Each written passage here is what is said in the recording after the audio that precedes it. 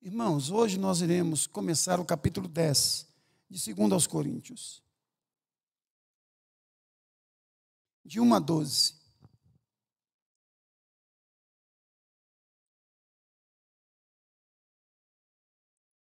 Capítulo 10, de 1 a 12.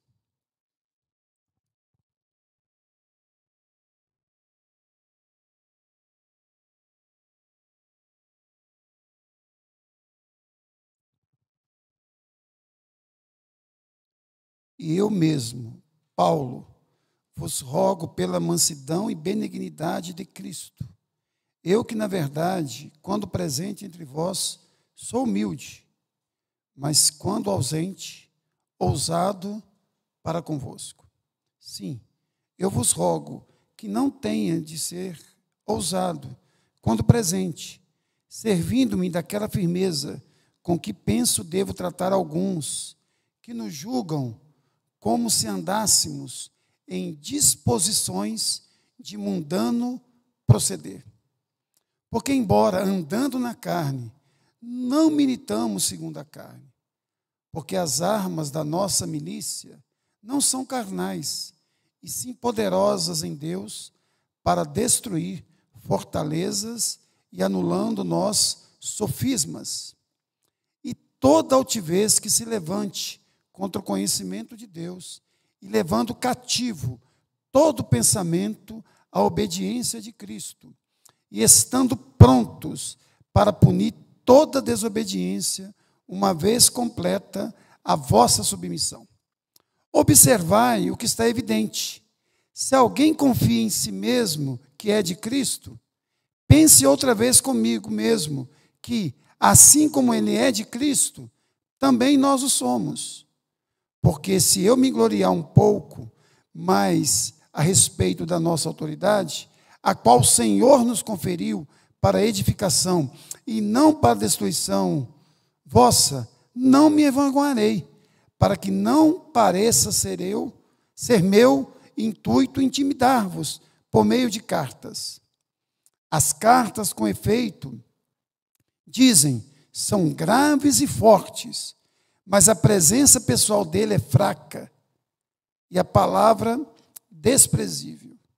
Considere o tal isto, que o que somos na palavra por cartas, estando ausentes, também seremos em atos, quando presentes, porque não ousamos classificar-nos ou comparar-nos com alguns que se louvam a si mesmos, mas eles, medindo-se consigo mesmos, e comparando-se consigo mesmos, revelam insensatez.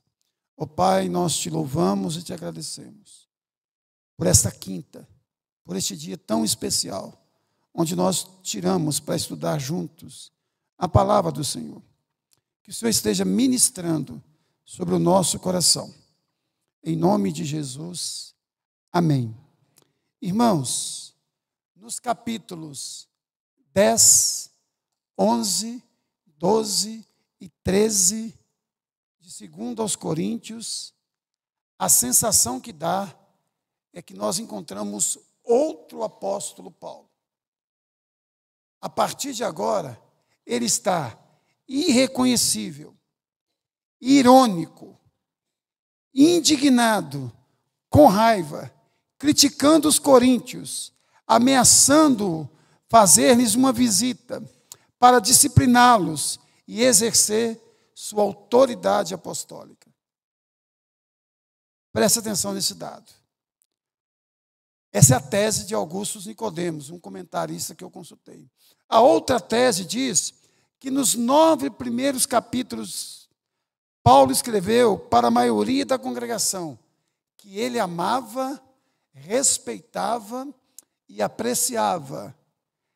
Nos 4 capítulos seguintes, o 10, 11, 12 e 13, Paulo se dirige a um pequeno grupo dentro da igreja de Corinto que se rebelou duramente com ele. Irmãos, nós não sabemos muito bem qual é o contexto, uma coisa nós sabemos, que há uma diferença gritante entre o Paulo dos primeiros 9 capítulos para o Paulo dos próximos 4 capítulos, é evidente.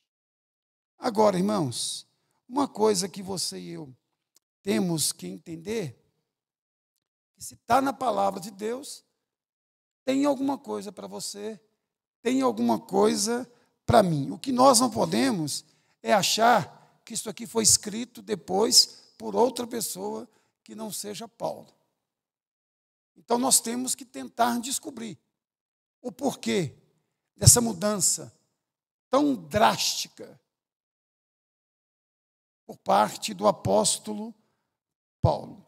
Irmãos, a hipótese mais provável é que Paulo, nos 9 primeiros capítulos, Paulo havia escrito antes, muito antes, de Tito ter voltado. Quando Tito voltou e trouxe boas notícias da igreja de Corinto, Paulo ficou muito animado, muito entusiasmado a escrever os capítulos 8 e 9. Só que logo depois Tito deve ter dito para Paulo, mas continua ainda os falsos mestres e um pequeno grupo se levantando duramente contra você. Deixa eu dar um exemplo. Imagine que eu peço o Lúcio para dar uma idinha lá em São Miguel e acompanhar os cultos lá. Aí o Lúcio volta, ele sabe que eu estou muito angustiado com o que está acontecendo na igreja de São Miguel. Ele chega e diz, pastor, não é para você ficar tão ansioso assim não. Olha, fui lá, fui muito bem recebido, fui na casa dos irmãos, tomei café, olha, eu trouxe até um queijinho para o senhor, o pessoal lá está uma bênção, já tem um grupo de louvor formado, as pessoas estão lendo a Bíblia, louvado seja Deus. Eu fico extremamente empolgado, dou glória a Deus. Aí eu continuo conversando com o Lúcio, mas olha, ainda tem uns 3 ou 4 lá, que tem uma resistência muito grande com o senhor e com a igreja presbiteriana no Vale do Sol. E apareceu uns 2 ou 3 lá, que não eram membros da igreja, estão frequentando lá, e eles estão dizendo que o Senhor prega um evangelho totalmente diferente do evangelho pregado pelos apóstolos verdadeiros, ou seja, Pedro e o seu grupo. É mais ou menos isso que aconteceu lá, tá bom, irmãos? Para você entender. Tentei explicar de forma bem simples aqui, para não achar que a Bíblia tem contradição. A Bíblia não tem contradição. Assim sendo, irmãos, vamos lá. A mudança do apóstolo Paulo. Agora, irmãos, olha as acusações que Paulo recebeu. A primeira, aí no verso de número 1, verso 1. E eu mesmo, Paulo, vos rogo, pela mansidão e benignidade de Cristo, eu que, na verdade, quando presente entre vós, sou humilde, mas quando ausente, ousado para convosco. Irmão, isso aqui é ironia. Paulo está usando uma linguagem irônica. Sim, eu vos rogo que tenha de ser ousado, quando presente, servindo-me daquela firmeza com que penso devo estar, tratar alguns que nos julgam como se andássemos em disposições de mundano proceder. Aqui, nesses 2 versículos, Paulo está sendo irônico. Agora, olha o verso 10. Olha a acusação, irmãos. As cartas, ou seja, as cartas que Paulo havia escrito, as 2. Paulo escreveu 4 cartas, vocês se lembram? 2 se perderam. As cartas, com efeito, dizem, são graves e fortes, mas a presença pessoal dele é fraca e a palavra desprezível. Entre outras palavras, eles estavam dizendo o quê? Que Paulo só tinha coragem e ousadia para confrontar a igreja à distância, mandando e-mail, mandando WhatsApp. Mas quando Paulo estava cara a cara com os crentes, ele não falava absolutamente nada. Entre outras palavras, ele estava chamando Paulo de quê? covarde. E alguém já disse, e às vezes eu concordo, que o púlpito tem sido para muitas pessoas o castelo dos covardes. Ou seja, aquilo que eu não tenho coragem de falar com você, eu jogo ponto. É verdade que acontece isso, não com o apóstolo Paulo. Eu acho que comigo também não, até porque tem algumas pessoas que ficam de vez em quando chateadas comigo, porque eu falo algumas coisas que elas não gostam. E outra acusação também, seu Deniro, que Paulo escrevia razoavelmente bem, forte, mas quando ia pregar, o homem era fraco. Sua mensagem era ruim. Acusações pesadas. Irmãos, eles estavam denegrindo o caráter de Paulo, dizendo que Paulo não era homem suficiente para encará-los de frente. Irmãos, eles estavam acusando Paulo de 3 coisas: inconsistência, duplicidade e hipocrisia.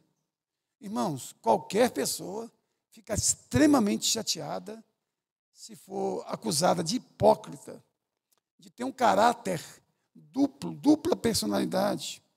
Irmãos, eles estavam maculando a honra de Paulo, dizendo que Paulo era um apóstolo covarde, um obreiro covarde, dizendo assim: Paulo, você é igual um leão fraco, você ruge, mas na hora do ataque você não é de nada. Ou seria mais ou menos assim: de longe você é um leão, de perto você é um cordeiro, Paulo. Já pensou se eles conhecessem o ditado? Cachorro que ladra, não morde. A frase é essa mesmo? É, não é. A frase correta é: cachorro enquanto late não morde. Porque não dá para fazer as duas coisas ao mesmo tempo. Me morder. Então a frase correta é essa: cachorro enquanto late não morde. Não é cachorro que não late não morde. Enquanto late, ele tem que fazer uma das duas. Ou ele morde ou ele late. Não dá para fazer as duas coisas. É igual quem não tem cachorro. Não, caça como gato. Gato caça sozinho. Então a frase também é errada. Quem não tem cachorro, caça como gato. Como que o gato caça? Sozinho. Você não tem um cachorro para ir você, você vai sozinho caçar. Então, isso é aula de cultura geral, tá bom, irmãos? Outra coisa, irmãos, olha a outra acusação perversa, maligna, que eles estavam usando contra Paulo. Finalzinho do verso 2 aí. Como se andássemos em disposições de mundano proceder. Irmãos, eles estavam dizendo que Paulo militava com armas humanas. Ou seja, Paulo não escrevia nem pregava debaixo da autoridade e da unção do Espírito Santo. Mas ele pregava e escrevia movido pela sua própria natureza pecaminosa. Os métodos usados pelo apóstolo Paulo não eram espirituais, e sim carnais. Seriam mais ou menos assim: Paulo está usando de meios equivocados, mundanos, filosóficos. Não tem nada de Espírito Santo, não tem nada de cristão, não tem nada de Antigo Testamento. Este homem não tem nada de Deus. Acusações pesadas. Hipócrita, caráter, dupla personalidade, um homem que age de acordo com o mundo e não de acordo com a vontade de Deus.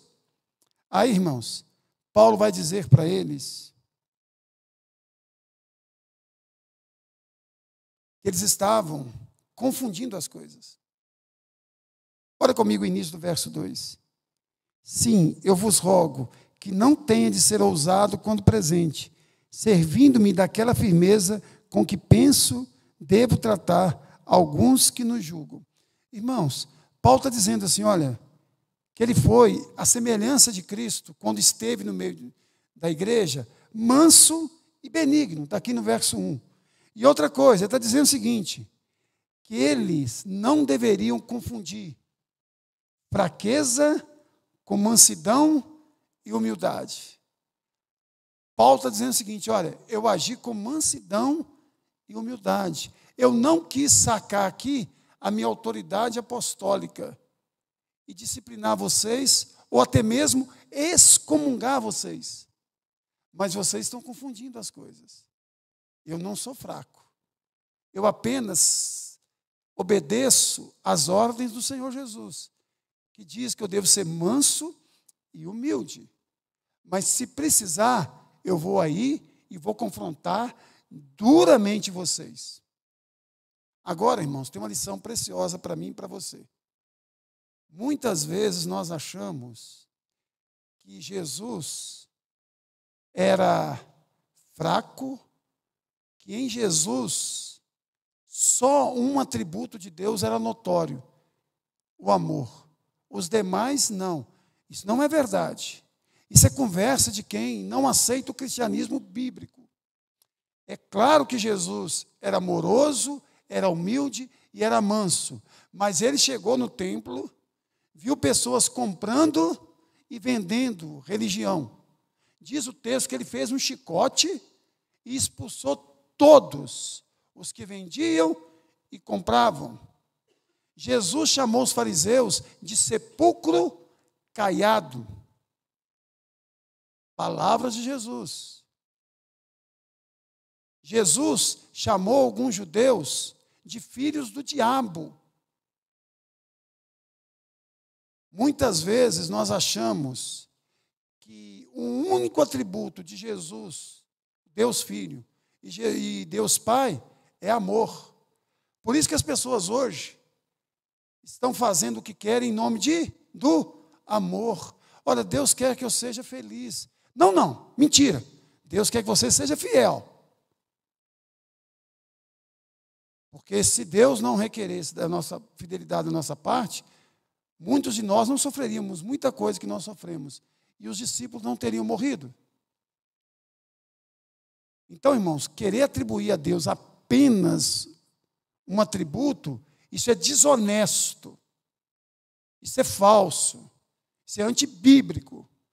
Na cruz Deus revelou no amor por nós. É claro que sim, mas revelou também justiça. Porque a Bíblia diz que Deus não inocenta o culpado. E o culpado ali foi Jesus. Jesus gritou, Eli, Eli, lama sabachthani. Deus meu, por que me abandonastes? Ou seja, o nosso pecado estava sobre Jesus. Então, Deus é amor, é claro que é, mas Deus também é justo. Deus também é onisciente, Ele sabe todas as coisas. Então, nós não podemos, irmãos, achar que o Deus que nós servimos, Ele é complacente, Ele é compassivo. Deixa eu dar um exemplo bíblico aqui. Você se lembra daquela mulher que foi surpreendida em adultério? Segundo a lógica de Jesus, só quem não tivesse pecado poderia o quê? Jogar pedra. Então ele podia. No entanto, ele disse o quê? Ninguém te condenou? Nem eu por um pouco te condeno. Ótimo, foi compassivo. Mas parou por aí a conversa? Vai e não peques mais. Para aquele sujeito que ficou, se não me engano, 38 anos esperando ser curado. Não, aquele sujeito que foi levado até Jesus por 4 rapazes e foi curado por Jesus, ele não andava, ele não mexia as pernas, ele se arrastava pela cidade, eles desceram ele numa corda até Jesus, Jesus o curou. Depois Jesus encontrou com ele e disse o que para ele? Vai e não peques mais, para que não suceda coisa... O que é pior do que esse paralítico não andar nem mexer mais o corpo? O inferno. Foi Jesus quem disse. Não sou eu. Foi Jesus quem disse. Então Jesus é compassivo? É, mas não é complacente. Agora, irmãos, aí Paulo começa a se defender. Olha o que ele diz no verso de número 3. Olha comigo aí. Porque embora andando na carne, não militamos segundo a carne. Aqui você tem que entender essas duas palavras carne aqui. Olha o que ele diz. Porque embora andando na carne, ou seja, embora eu tenha um corpo de carne, eu sou um ser humano, Eu não ando de acordo com a carne, de acordo com os padrões humanos. Essa palavra carne aí tem duas interpretações. A primeira interpretação é a seguinte: eu sou ser humano, eu tenho carne, eu tenho um corpo. Eu ainda não fui glorificado. Mas não ando de acordo com o mundo, de acordo com a carne. Essa é a interpretação. Eu estou na carne, mas não ando segundo os padrões do mundo. A tradução do texto aqui é essa. Então, ele, primeira coisa, está negando que ele age de acordo com a carne, de acordo com os padrões do mundo. Ele está dizendo, olha, eu milito de acordo com o Espírito Santo. Ou seja, ele tinha consciência que ele era humano, carne, mas ele tinha consciência também que ele não procedia segundo os padrões dos não convertidos. É isso que ele está dizendo aqui.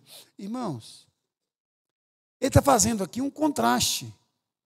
Ele quer dizer o seguinte com essas palavras: esses falsos profetas, com esses falsos irmãos, que diuturnamente levantam libelos acusatórios contra mim, eles estão na carne e vivem na carne. Eles têm corpo humano e vivem de acordo com o padrão do mundo. Eu não, mas eles sim. Aí ele vai dizer, irmãos, quais são as armas que ele usava e que nós devemos usar. Verso 4 e 5. Porque as armas da nossa milícia não são carnais, e sim poderosas em Deus para destruir fortalezas, anulando nossos sofismas e toda altivez que se levante contra o conhecimento de Deus e levando cativo todo pensamento e obediência a Cristo. Irmãos, o que significa fortaleza aqui no texto? Significa argumentos que são usados contra o verdadeiro evangelho de Jesus Cristo. E parece, a probabilidade é de 99%, que esses falsos profetas pregavam uma mistura de cristianismo com judaísmo. Eles diziam o seguinte, olha, vocês precisam de receber a Cristo como Senhor e Salvador, mas circuncidar seus filhos. Vocês precisam de tomar a Santa Ceia, mas vocês também têm que cumprir as dietas judaicas. E eles pregavam que Moisés era superior a Cristo Jesus. E que a lei era superior à graça. Então, era um evangelho distorcido. Ou seja, a pior mentira é aquela que é carregada de um pouco de verdade. Essa é a mais sutil, é a mais perigosa de todas.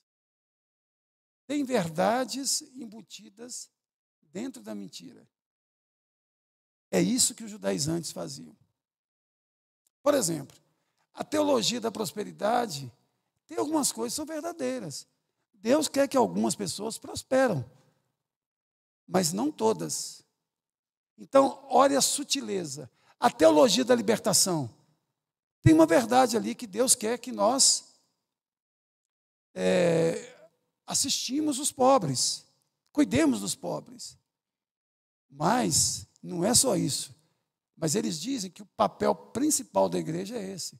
Então, a heresia sempre vem carregada de alguma coisa bonita. Irmãos, houve uma greve em Nova York dos garis. Uma cidade igual Nova York produz muito lixo. Então, as pessoas estavam ficando com a casa abarrotada de lixo. O que o sujeito fez? Pegou algumas caixas grandes, colocou o lixo ali dentro, embrulhou o lixo bem embrulhado, colocou no porta-malas de um carro bem grande, porta-mala grande, e foi para a cidade, mais no centro da cidade. Deixou o porta-mala aberto e se ausentou um pouquinho.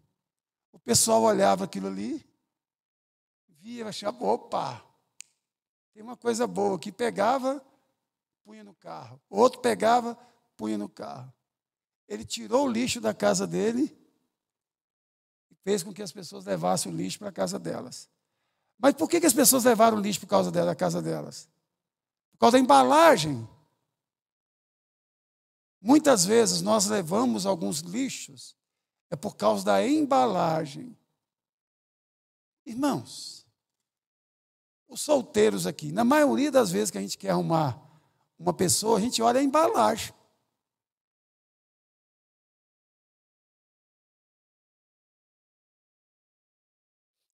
Irmãos, preste atenção no que eu estou falando aqui, por favor. Você já viu essas mulheres e rapazes aí torneados do BBB? Torneados, bonitos. Quando abre a boca, que esgoto, gente. Meu Deus do céu. Para casar com uma mulher daquela, só se for muda. Imagina como uma mulher der conversando na cabeça da gente, fica doido. Entendeu? O bicho não tem conteúdo nenhum. Se tomar um lactopurga, o cérebro murcha. Só tem cocô na mente. Dá descarga na hora. Tomou um lactopurga e deu descarga. Não dá. Irmãos, eles faziam isso. Eles entregavam lixos, bem embalados. Irmãos, quando a gente era menino, a gente era maldoso. O pessoal vinha da rua de noite e gostava de chutar papelão, caixa de papelão. A gente costumava colocar um broquete ali por baixo e a pedra. O cara vinha e metia o bicudo. A caixa ficava no mesmo lugar, o cara caía lá na frente. Pum. Maldade. E quando pegava um bêbado, amarrava o cadastro de um no pé no outro. Olha que o bêbado levanta, tum. O ser humano é mau. Irmãos, o conflito entre as forças de Deus e as de Satanás é espiritual. Nós temos que usar as armas espirituais, porque nós somos soldados de Cristo. Não adianta, irmãos, nós usarmos armas carnais, quando a luta é espiritual, nós não teremos êxito, nós não teremos sucesso. Então, irmãos, às vezes, nós usamos as armas erradas na batalha. Por isso que muitas vezes nós perdemos. Irmãos, nesse campo de batalha, que é a batalha espiritual, as armas humanas, elas são inadequadas. Inadequadas. Paulo diz isso de forma muito eloquente. Ele vai dizer aqui, irmãos, que no verso 4, que as armas da nossa milícia não são carnais, e sim poderosas em Deus, para destruir fortalezas e anulando o quê? Sofismas. Irmãos, primeiro, essa arma tem o poder de destruir a resistência do inimigo. Fortalezas aqui, irmãos, é aquelas que resistem à palavra de Deus, resistem à mensagem dada pelo Espírito Santo. São paredes invisíveis que aprisionam o ser humano. Quando nós usamos a palavra de Deus, nós destruímos essas palavras. Agora, anulam também as estratégias do inimigo. A palavra sofisma aqui, irmãos, tem a ver com raciocínio, reflexão, pensamento. Isso vai ensinar para mim e para você que a maior batalha que nós travamos é no pensamento, é no campo das ideias. São aqueles subterfúgios, aquelas mensagens sutis, aparentemente lógicas, mas que no fundo são armadilhas, irmãos, para nos induzir ao erro. Você tem que ser feliz, vai, aproveita a vida, faz o que você quiser. A vida é muito curta aqui, mas na eternidade, irmãos, quantas filosofias, teorias, ideologias políticas por aí, cegando o entendimento de crente. E aqui eu quero abrir um parêntese. Como uma pessoa em juízo, uma pessoa crente, que tem a mente de Cristo, pode pensar em votar em um deputado, um presidente, um governador, um senador, que defende aborto, ideologia de gênero, sexualização de crianças, liberação de drogas? Isso é insano. Isso é insano. E onde que essa batalha é travada? aqui, na nossa mente. E às vezes, irmãos, nós a perdemos. Diz também, irmãos, que essas armas espirituais, ela derruba o orgulho. Olha o verso 5. E toda altivez que se levante contra o conhecimento de Deus, levando cativo todo pensamento e obediência a Cristo. Ou seja, irmãos, essas armas poderosas em Cristo aqui, elas têm o poder de aniquilar o orgulho humano, a soberba e a síndrome do super. Eu sou super, eu sou super. Irmãos, eu vou contar aqui uma coisa que me deixou assustadíssimo essa semana.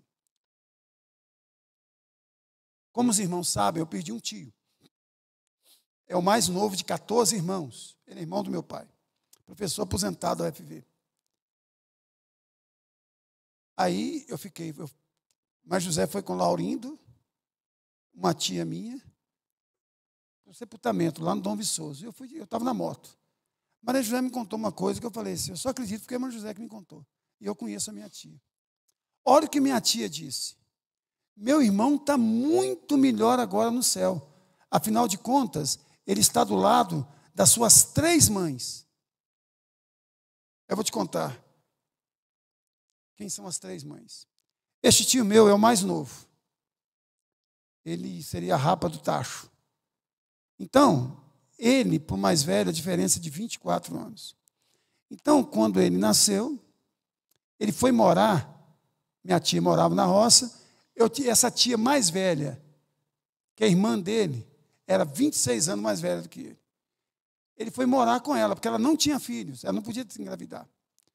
E ela passou a chamar ele passou a chamar ela de mãe.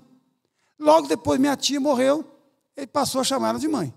Então, aí ele tem quantas mães? 2, que é a minha avó e a minha tia. Minha avó já morreu há muito tempo. Minha tia morreu há alguns anos atrás. Então, na mente da minha tia, ele ia encontrar com essas 2 mães. Qual que é a terceira mãe? Maria. Aparentemente, isso não é bonito? Está do lado das 3 mães. Quer algo mais idólatra do que isso, irmãos? Agora, se ele teve 3 mães, pressupõe também que ele teve 3 pais também. Meu avô, o marido da minha tia, que o criou, que ele chamava de pai, e Deus. Mas minha tia, hora nenhuma, falou que ele está do lado dos 3 pais. Só das 3 mães. Olha como a idolatria roubou totalmente o lugar de exclusividade de Deus. Mas aparentemente não é bonito para quem está com...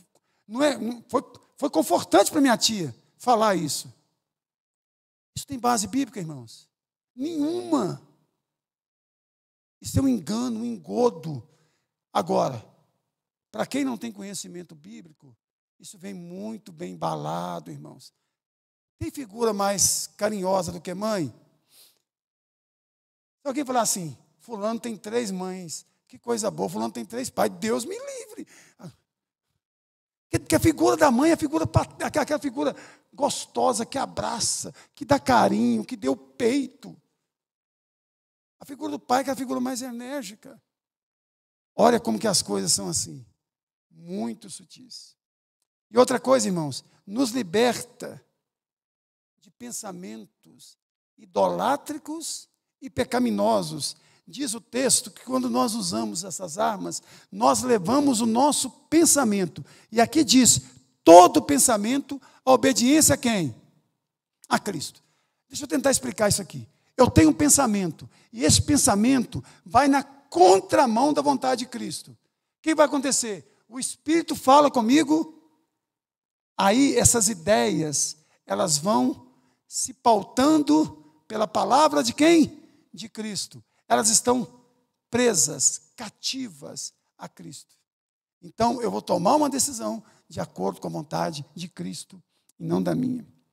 Ou seja, nosso pensamento, nosso raciocínio tem que estar em Cristo Jesus. O alvo do cristianismo, irmãos, é exatamente este: cativar o pensamento a Cristo. Irmãos, a arma mais usada pelo diabo é o erro. Por isso que Jesus atribui para ele apenas um filho. Talvez a substantivo feminino é filha, né? A mentira, né? É a única paternidade do diabo, é a mentira. Você já notou que sempre nós achamos que o diabo está atacando aonde? Finanças, saúde, o que mais? Às vezes ele ataca, ou às vezes, na maioria das vezes, ele ataca no erro, e no erro bíblico, de achar que nós temos que pensar no céu, porque lá nós podemos ter 3 mães, e não a Trindade Santíssima.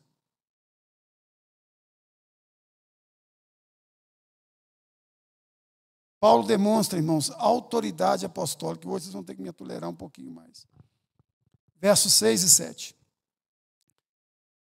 Estando prontos para punir toda desobediência, uma vez completa a vossa submissão. Observai o que é evidente. Se alguém confia em si mesmo que é de Cristo, pense outra vez consigo mesmo, que assim como ele é de Cristo, também nós o somos. Irmãos, Paulo está dizendo aqui, em outras palavras, que ele tinha o direito de levá-los à corte marcial. Ele usa essa figura aqui. Ou seja, Paulo tinha autoridade de apóstolo, de levar diretamente essas pessoas até Cristo e puni-las. Paulo não diz lá que ele entregou uma pessoa a Satanás? Eu entendo que nós não temos essa autoridade. Nós não somos apóstolos. O que nós podemos fazer, e aí o texto ajuda, que entregar a Satanás também pode ser disciplinar uma pessoa e dizer para ela, olha, você não vai participar mais da nossa comunidade porque você não quer viver de acordo com os ditames. Você tem que viver no mundo. Mas usar aquela linguagem dura, igual Paulo usou, eu acho que nós não podemos fazê-lo. Ou seja, Paulo está dizendo, olha, sabe o que eu vou fazer então? Eu vou aí. Vou disciplinar alguns de vocês, vou fortalecer a igreja, vou expulsar esses falsos profetas. Ou seja, Paulo mostra aqui, irmãos, 3 coisas para mim e para você. Primeiro, da onde vem, ou qual é o fundamento da autoridade dele?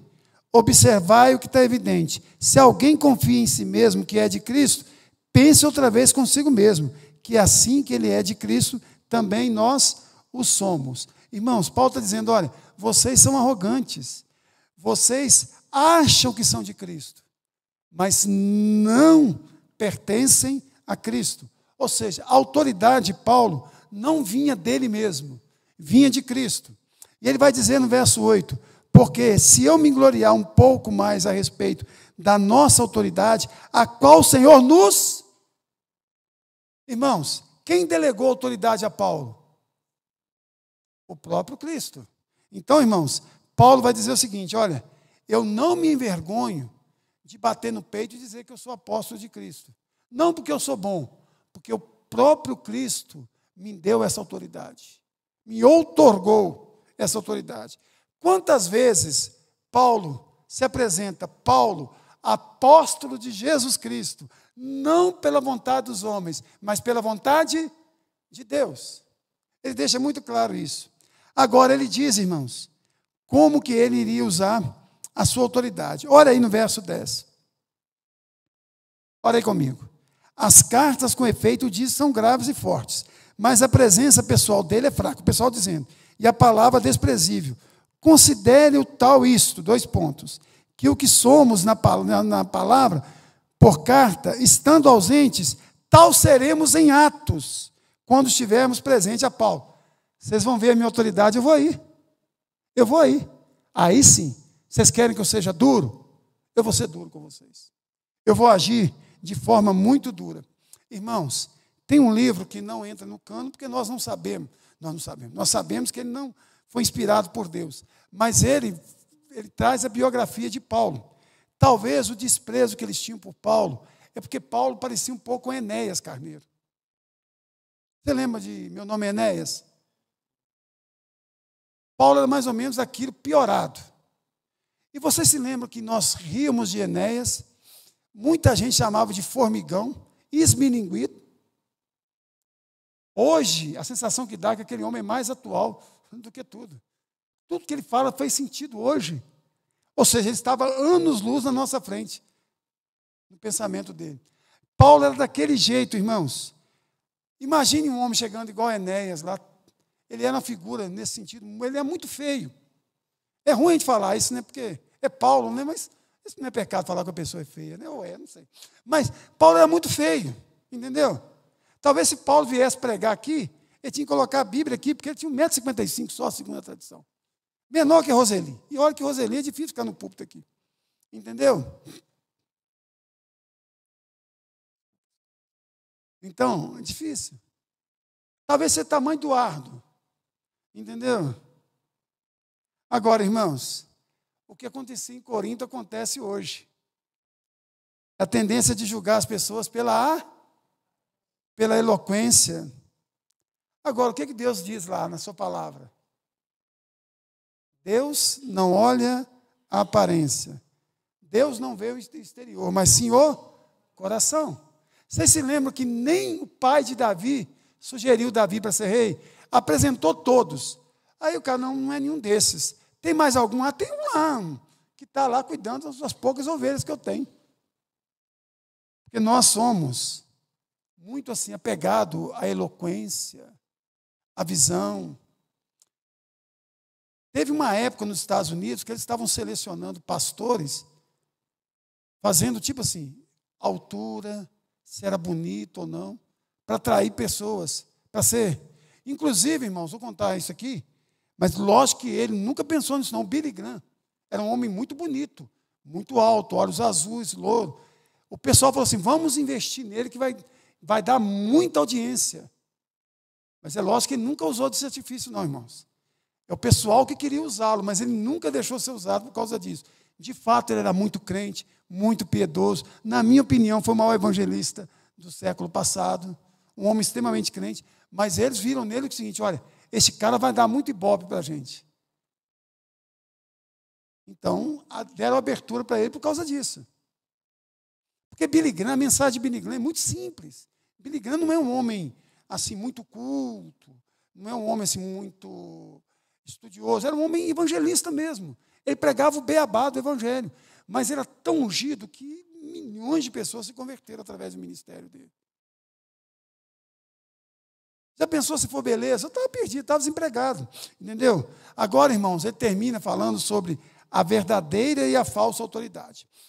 O verso 9 vai dizer o seguinte: para que não pareça que o meu intuito é intimidar-vos por meio de cartas, ele vai deixar bem claro, o meu intuito não era esse. Mas eu vou aí falar pessoalmente para vocês, verso 11. Mas olha o verso 12 comigo. Porque não ousamos classificar-nos ou comparar-nos com alguns que se louvam a si mesmos, mas eles, medindo-se consigo mesmos, comparando-se consigo mesmos, revelam insensatez. Paulo, irmãos, termina esse parágrafo aqui de forma muito irônica. Paulo está dizendo: olha, eu não quero me comparar com vocês, não.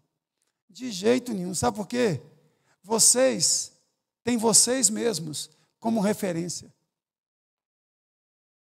Vocês não têm Cristo como referência. A referência de vocês são vocês mesmos. Ou seja, os falsos profetas não foram comissionados, eles se autocomissionaram. Eles não eram legítimos, eles se autolegitimaram. Aí Paulo vai dizer: irmãos, isso é insensatez e também é pecado. Você já viu que a pessoa que fala bem dela mesma? É muito feio, muito feio. Eu já falei isso umas 100 vezes aqui, vou falar mais uma vez. De vez em quando eu deparo com uma pessoa que diz assim para mim: olha, eu tenho um defeito só. Primeiro, um defeito só, hein? Um defeito só. É que eu sou muito honesto. Gente, não tem defeito, não tem qualidade. Eu só tenho um defeito, que não é defeito. Ele está falando bem. Até quando ele vai falar mal dele, ele fala bem. Eu só tenho um defeito. Tudo que é meu é meu. O que é dos outros é dos outros. Ô, gente, isso é virtude. Olha, eu só tenho um defeito. Eu gosto de tudo certinho. Não consigo entender um troço desse, não, hein? Eu sei de um pastor que falou no púlpito que a maior virtude, não é nem virtude, é virtude dele, é que ele era muito humilde. Então, irmãos, Paulo começa e termina a carta com ironia. E daqui para frente nós vamos perceber que Paulo usa muito esse tipo de linguagem. E ironia é muito bom, viu? Às vezes a ironia nos ajuda a dar uma cutucada na pessoa sem ser muito ofensivo. Entendeu? Tem gente que precisa ter um toque de realidade na vida, porque não é possível. Vamos orar, irmãos?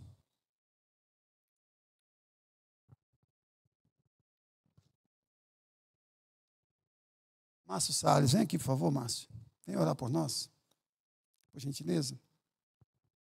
Vamos colocar de pé e vamos orar com o nosso irmão Márcio Salles.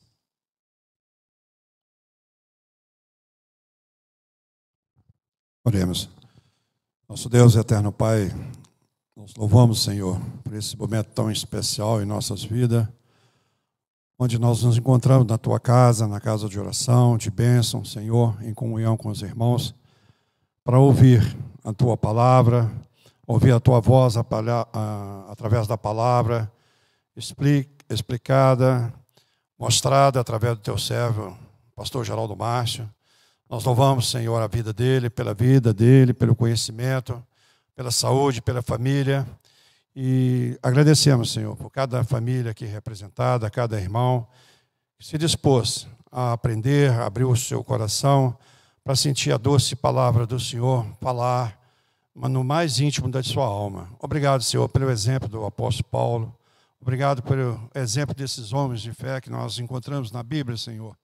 Nós possamos realmente não ser meros ouvintes, mas sim praticantes da Tua palavra. Nos abençoa, nos dê o restante de noite na Tua presença, trazendo a paz, trazendo o aconchego dos nossos lares, nos abençoando e que nós possamos, Senhor, cada dia mais ser firmado a nossa fé em Ti. Assim nós oramos em nome do Pai, do Filho e do Espírito Santo. Amém.